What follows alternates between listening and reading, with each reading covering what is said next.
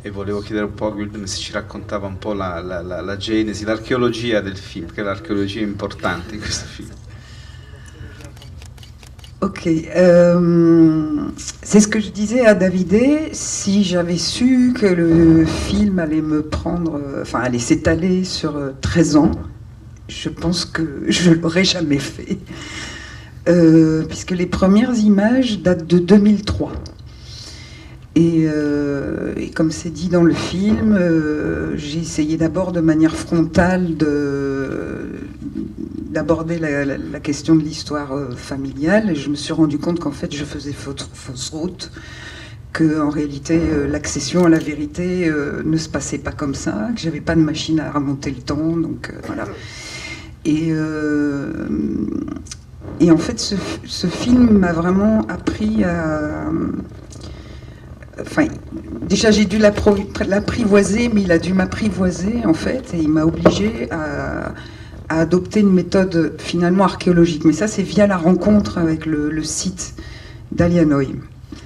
Et les images, effectivement, tournées principalement en mini-DV, finalement devenaient une sorte de support de Super 8, mais des années 2000. Et à l'intérieur de ça s'intégraient des images de notre mémoire collective, et pas que de l'histoire personnelle, et qu'il fallait tisser d'autres choses encore dans le récit, et ensuite d'accepter de voir comment les choses allaient se contaminer, réagir les unes avec les autres. Donc voilà, il y a un peu de contrôle, mais beaucoup, enfin aussi un travail en direct avec le temps, la sédimentation et les réactions des choses les unes avec les autres. Donc ça a été un... Je pense que j'aurais pas pu le faire en 15 jours, honnêtement. Voilà. C'est sympa. Come stavo dicendo a Davide, se avessi saputo in anticipo che questo film avrebbe richiesto 13 anni di lavorazione, probabilmente non lo avrei mai fatto. In effetti le prime immagini risalgono al 2003 e inizialmente avevo pensato di affrontare in modo frontale la storia della mia famiglia, poi pian piano mi sono resa conto che ero su una falsa pista e che l'accesso alla verità doveva prendere un percorso diverso perché non avevo accesso a una macchina del tempo, e quindi ho a quel punto utilizzato una sorta di metodo archeologico ruotando intorno al sito di Ayanoi e cercando di raccogliere, di mescolare delle immagini di formato diverso, un po' come se fossero delle immagini in Super 8 girate negli anni 2000. Sono immagini che richiamano comunque alla memoria di ciascuno e nelle quali è stato necessario innestare anche altro, quindi fare delle contaminazioni a livelli diversi.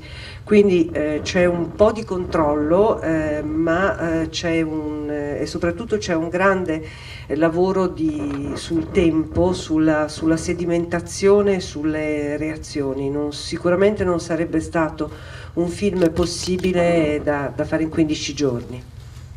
Wow, vous êtes très forte.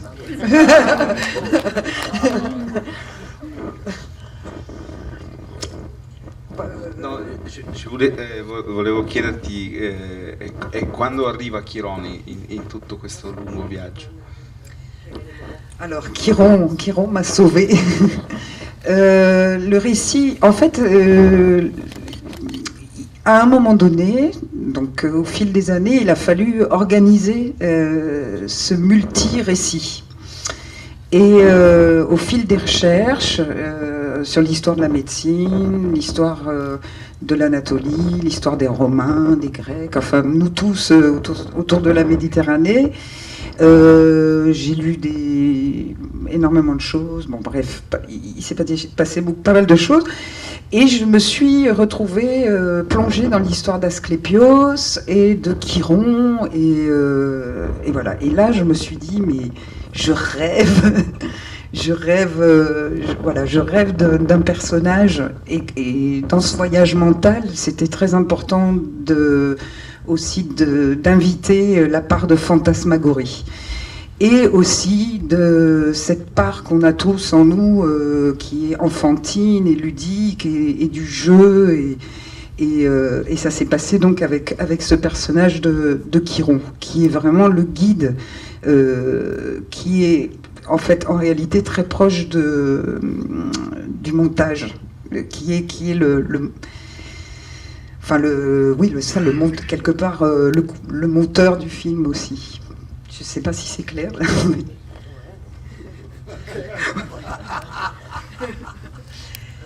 Chiron è la persona che mi ha salvato, perché nel corso degli anni, cercando di organizzare questo racconto così molteplice e stratificato, ovviamente ho dovuto svolgere tantissime ricerche sulla medicina, sull'Anatolia, sui romani, sui greci, su tutti noi popoli mediterranei, e ho letto tantissime cose, ed è così che ho scoperto le storie di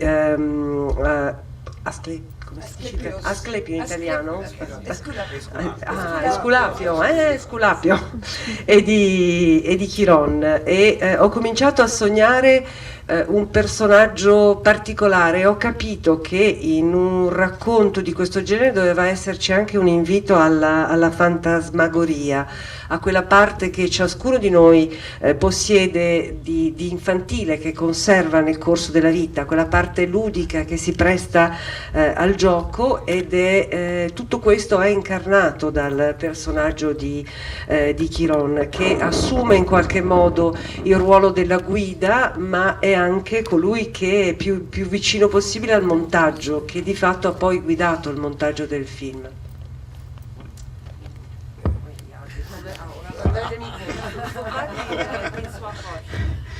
E allora chiediamo a Chirone com'è stato montare il film a quattro zampe. C'était le plus délicat, ça a été de mettre les sabots du cheval. Parce qu'il y avait le corps du cheval qui avait été, le petit cheval, qui avait été fait par un décorateur à Bruxelles, que j'ai un peu sur mes mensurations, un petit peu. Pour les sabots, pour les pattes avant du cheval, ils avaient fait des sortes de coturnes avec des sabots, des sabots à la base, et puis une sorte de chaussures de basket mis comme ça sur les demi-pointes, et donc c'était pas confortable du tout, quoi. Mais bon, c'était trop marrant, quoi, d'être en cheval. Et je crois que le moment le plus dramatique, ou le plus tendu, c'est effectivement, il y a un moment donné, parce qu'on voit quand même des quatre pattes de chevaux qui passent. Mais il y a un vrai cheval qui a fait mes pattes, quoi, les quatre pattes. Donc il y a, dans une grande carrière, on était en Belgique, carrière de pied, une carrière souterraine naturellement, on a fait venir un cheval, et moi j'étais en centaure, et j'avais un vrai cheval à côté, et j'avais un peu peur que le vrai cheval soit un peu en colère de me voir singer le cheval comme ça, et donc, mais ça s'est très bien passé. C'est parce que j'avais pratiquement rien de cheval sur moi, quoi. C'était que du synthétique. Voilà, mais j'aime bien ce genre de personnage. Voilà. La parte più delicata è stata non tanto il corpo del cavallo quanto gli zoccoli, in particolare per le zampe anteriori, perché appunto mi era stato lo scenografo aveva realizzato, il costumista aveva realizzato questo corpo di cavallo, ma il problema era appunto indossare gli zoccoli, per cui c'erano queste sorti di protesi per le zampe anteriori che consistevano nella parte dello zoccolo e ovviamente in una sorta di scarpa da ginnastica, che però mi costringeva praticamente a camminare sull'avampiede, sulla parte delle dita. È stato estremamente divertente, ma il momento più drammatico e più teso è stato quello in cui mi si vede passare con le quattro gambe del cavallo, con le quattro zampe del cavallo, e lì l'effetto è stato girando accanto a me con un vero cavallo. Eravamo in in una cava in Belgio e oltre a me vestito da centauro c'era questo cavallo. Io avevo paura che si arrabbiasse di vedere me simile a lui, in qualche modo travestito da lui. È andata bene, probabilmente perché io di cavallo non avevo assolutamente niente, perché tutto il costume era sintetico. Ci sono delle domande da parte vostra?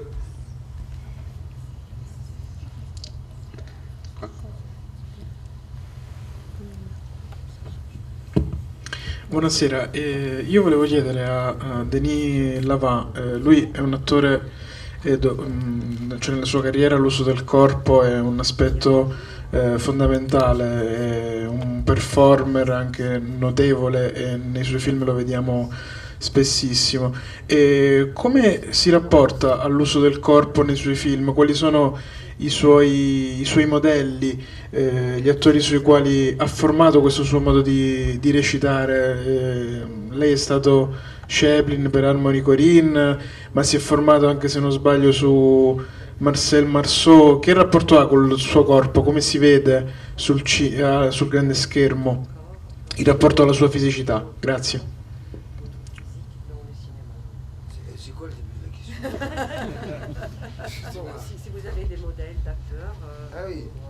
Oui, bien sûr. Bah, bon, on sort du sujet du film, mais c'est pas grave.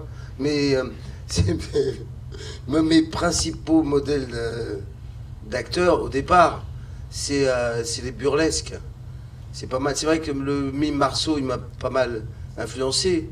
Mais c'est les burlesques, c'est Charlot, Charlie Chaplin dans ses premiers courts-métrages.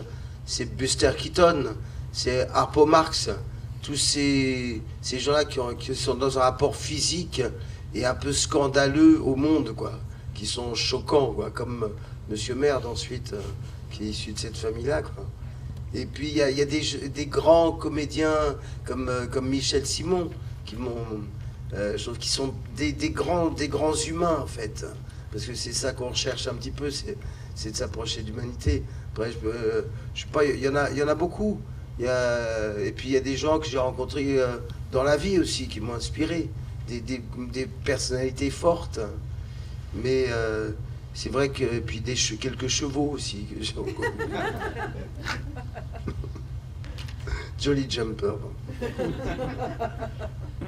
Ci stiamo un po' allontanando dal soggetto del film. Certo, ho dei modelli precisi e sono modelli del burlesque. Hai citato Marceau indubbiamente, ma anche Charlie Chaplin dei primi cortometraggi, Buster Keaton, Harpo Marx, tutti coloro che hanno utilizzato il corpo, la fisicità in modo quasi scandaloso, e fino ad arrivare appunto a Monsieur Merde, ma anche grandi interpreti, grandi personalità a livello umano come Michel Simon, un attore credo che debba stare vicino all'umanità di ciascuno di noi, e anche personalità forti che ho incontrato nella vita, e i cavalli. Jolly Jumper, sì. Avete altre questioni da porre? Io volevo capire un po' anche se no, se avete un po' lavorato insieme, cioè che tipo di relazione, non c'è stata solo una relazione in scena, immagino, che tipo di relazione anche sull'idea del film che stavi costruendo, se c'è stato uno scambio anche in questo senso.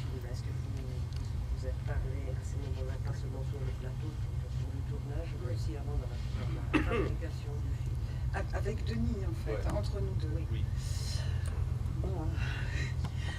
Alors, en fait, c'est vrai que la seule... je parle de beaucoup de choses assez intimes, etc., dans le film, de manière formulée et claire, mais la seule chose que je ne formule pas, c'est la place que Denis a eue à un moment dans mon parcours, il y a longtemps. Je disais tout à l'heure, voilà, c'est mon mentor, enfin voilà, c'est mon centaure. C'est-à-dire que c'est quelqu'un que j'admire énormément de par son entièreté, par ses choix, par son énergie. Et je pense que, enfin en tout cas, voilà, ça va ressembler à une déclaration d'amour en direct, mais c'est, je pense qu'il y a une part énorme de langage, en tout cas pas verbal. Enfin, je t'ai pas parlé de psychologie, surtout pas psychologie, quoi, surtout pas. Donc ça s'est passé de manière très simple. On a effectivement travaillé ensemble il y a plus de 15 ans. Voilà, et son travail, je le respecte énormément. Et donc je lui ai très simplement proposé ce film, ce projet. Et il m'a dit oui, et à partir de là, on est parti. Ça s'est passé très simplement. Et on a joué aussi dans un court-métrage ensemble. Mais en fait, à vrai dire, moi, si je devais délivrer tous les trucs, c'est qu'en fait, Denis m'a donné envie de jouer. Moi, j'ai démarré comme comédienne il y a très très très longtemps, et c'est vrai que voilà, c'est mon parrain. Voilà, c'est mon parrain. Voilà. Et, ah oui, et par rapport au film, donc après ça s'est fait, c'est ce que, oui, effectivement on parlait de ça tout à l'heure par rapport à la mise en scène, c'est qu'ensuite je pense que les acteurs, dès lors que l'intention et que la situation est installée, et ça pour moi c'est valable en documentaire ou en fiction, une fois que les choses sont en place, ensuite il suffit de laisser, et c'est la plus grosse partie du travail, laisser les choses se déployer et être suffisamment disponible pour honorer ces choses-là. Voilà, ce que je peux ajouter, ça fait déjà un paquet. Moi, je voudrais rajouter juste, c'est vrai que des fois un film, c'est ce qui émerge d'une relation qui est beaucoup plus ancienne, de quelque chose qui est souterrain, en fait, qui dure depuis un moment. Et c'est ça qui est intéressant. C'est-à-dire quand Guldem m'a proposé de jouer le centaure, pour moi, il n'était même pas question de dire non, quoi.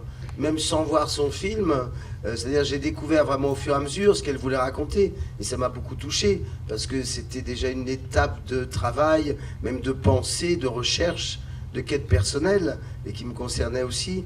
Mais ça venait de plus loin, quoi, effectivement, de notre rencontre à travers le théâtre. Si on a côtoyé un peu une même compagnie de théâtre il y a longtemps, on avait joué Richard III, Néron, quoi, des pièces un peu grand-guignolesques. Et puis il y a ce premier court-métrage qu'on a fait, à chaque fois c'est des échos, c'est comme des ricochets pour moi. Un travail comme ça. Et des fois c'est important de travailler avec des gens qu'on connaît, que ça tisse un lien d'amitié, et puis on n'a pas besoin de beaucoup, il n'y a rien à expliquer, si on accepte, on y va. Et effectivement, le fait, ça m'a touché d'être son guide spirituel quelque part, sous forme de centaure, peu importe, parce que curieusement, c'est une figure pour moi qui est récurrente. En fait, en abordant ce centaure, la Chiron, comme vous voulez, je me suis rendu compte qu'il y avait plusieurs films, longs métrages ou diverses, où j'incarnais une sorte d'entité, comme ça. Récemment, il y a un film québécois où je joue une sorte d'ange gardien, un truc qui s'appelle Boris en Béatrice. Il y a un autre film allemand où je joue une sorte d'incarnation de la mort d'un peintre, mais qui est sous des traits humains.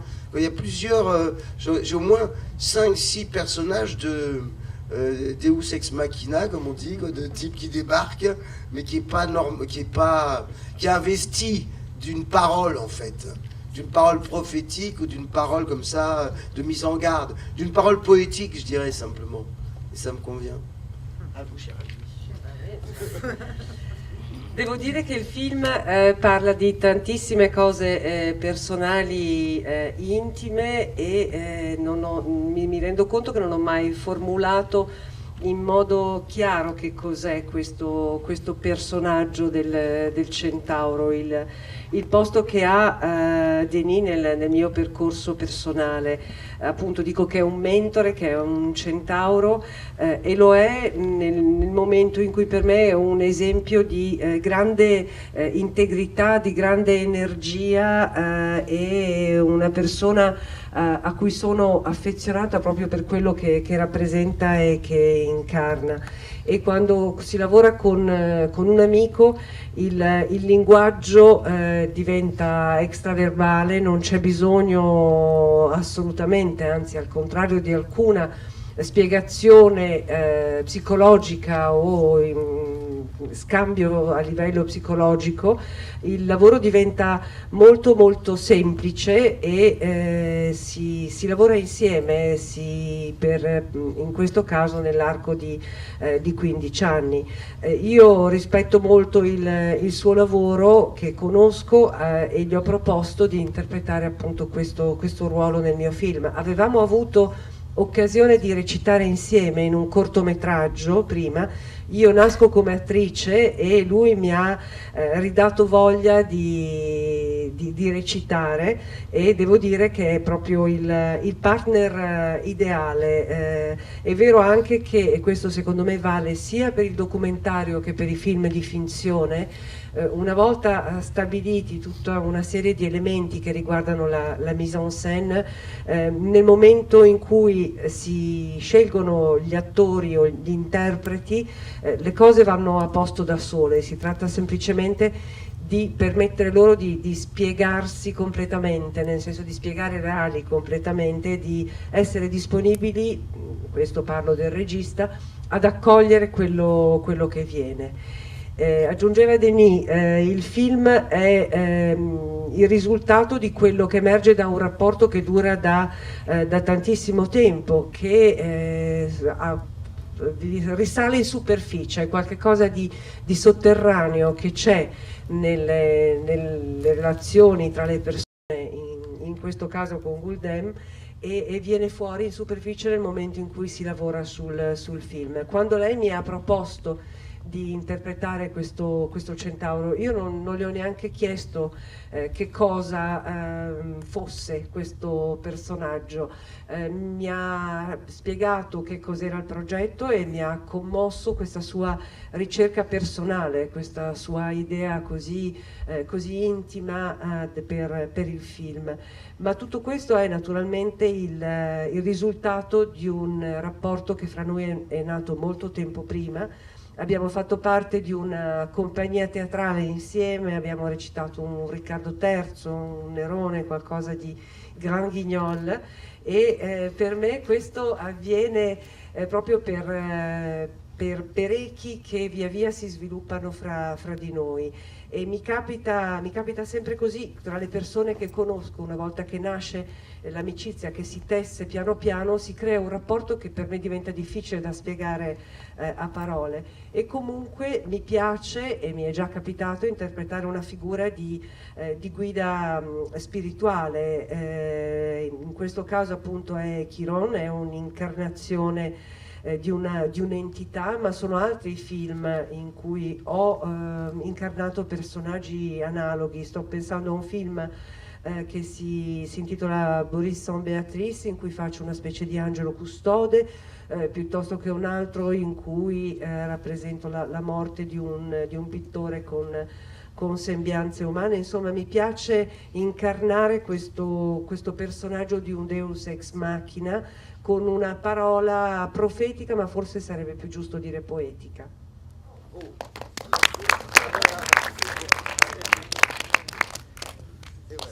Se non ci sono altre domande dal pubblico, ne faccio ancora una io. Tre petite.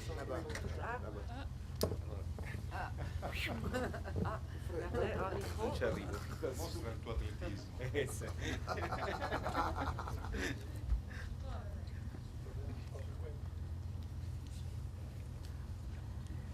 La formula di Esculapio che viene conservata dall'acqua del fiume a me ha fatto pensare all'omeopatia e al principio della memoria dell'acqua. Per caso l'ha pensato anche lei?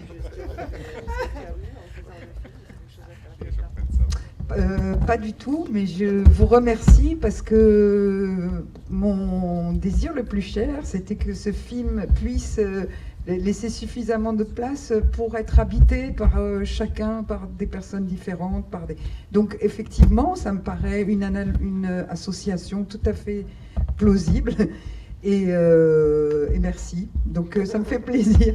s'il y a la place pour ça. Et c'est tout à fait une piste envisageable.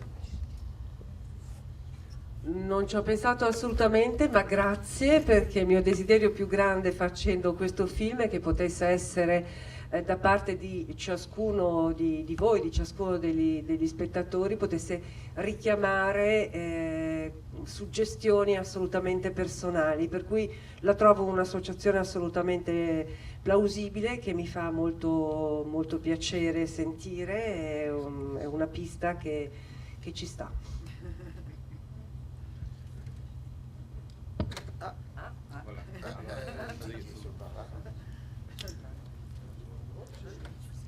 Sì, salve, no, rilazionandomi alla domanda che ha Parla più fatto... forte. Scusa, rilazionandomi alla domanda che ha fatto il mio collega prima, io trovo che la domanda è per Denis Lavant.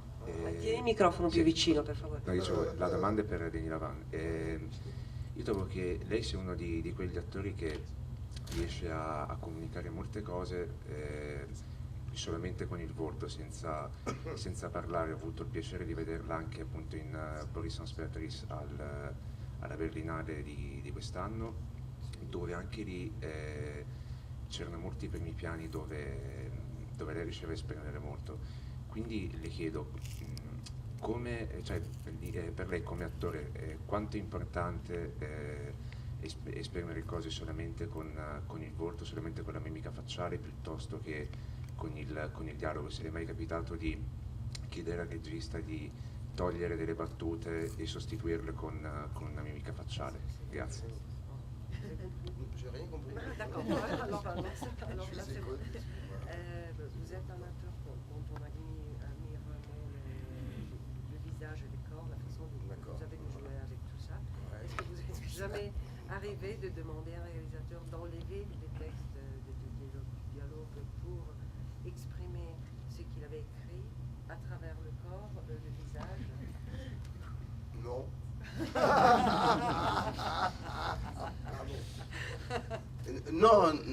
Non, jamais non. Non, parce que s'il y a du texte, moi j'ai beaucoup de plaisir j'ai réussi à comprendre comment, si vous voulez, moi je suis parti du mouvement. Au départ j'étais plutôt mime et danseur que comédien parlant.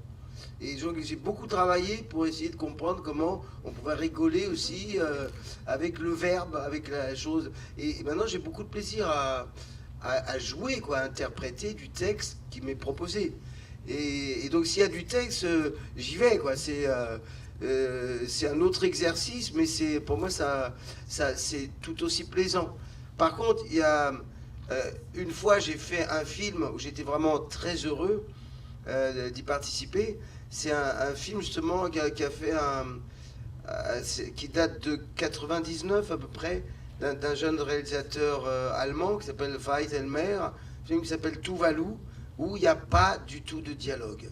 C'est un film genre 20 ans avant The Artist, et un film qui est resté très peu connu, sauf il y a quelques amateurs, et c'est un film que j'aime beaucoup. Et rien que le fait d'avoir toute une histoire à raconter, où il n'y avait pas à prendre de texte, où il n'y avait pas à s'embarrasser, où la relation elle était que de regard, d'attitude, d'expression, c'était vraiment très, très agréable. C'était un très bon souvenir.